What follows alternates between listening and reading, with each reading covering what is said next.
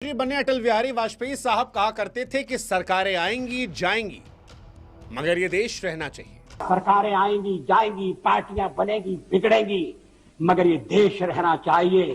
उन्हीं अटल जी के देश में उन्हीं बीजेपी की पार्टी के एक मंत्री आज राजनीति को उस स्तर पर ला चुके हैं जहां पर 116 लाशों पर उगी गोभी से हुए नरसंहार का वो मजाक उड़ा रहे हैं। तस्वीर में जो ये ट्वीट आपको दिख रहा है, ये असम के मंत्री का सिर्फ एक ट्वीट नहीं है बल्कि उस सोच का सार्वजनिक प्रदर्शन है जो सत्ता में बैठकर इंसानियत से खाली हो जाती है।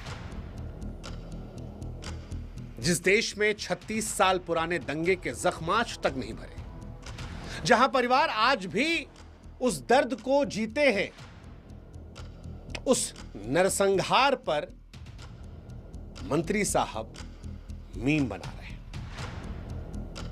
और सबसे भयानक बात जानते हैं क्या है? जितनी बेशर्मी मंत्री साहब की है उतनी ही उनके चाहने वालों की।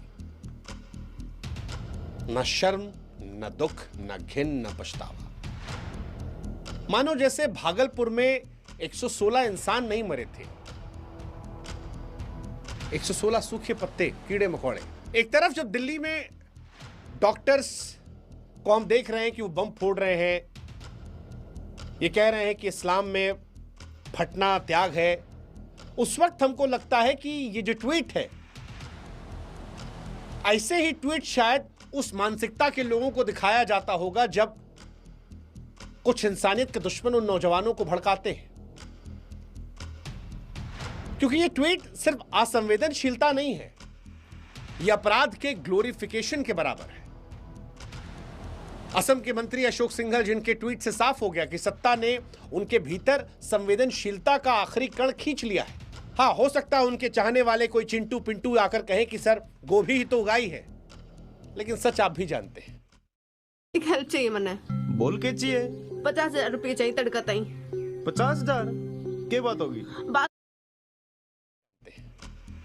सच आप भी जानते हैं। बिहार चुनाव के नतीजों के बाद ये जो कोड वर्ड है ना, इससे क्या मैसेज आप देना चाहते हैं वो आप भी समझते हैं, हम भी समझते हैं। और इसका असर क्या होगा या ऐसी नफरती सोच का असर क्या होता है वो इन दिनों हम और आप देख भी खूब रहे हैं।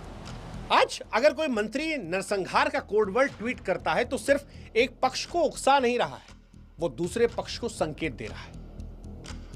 असम में चुनाव है अगले साल, संकेत है कि पुराने जख्मों को रेदो, आग लगाओ, माहौल गर्म करो।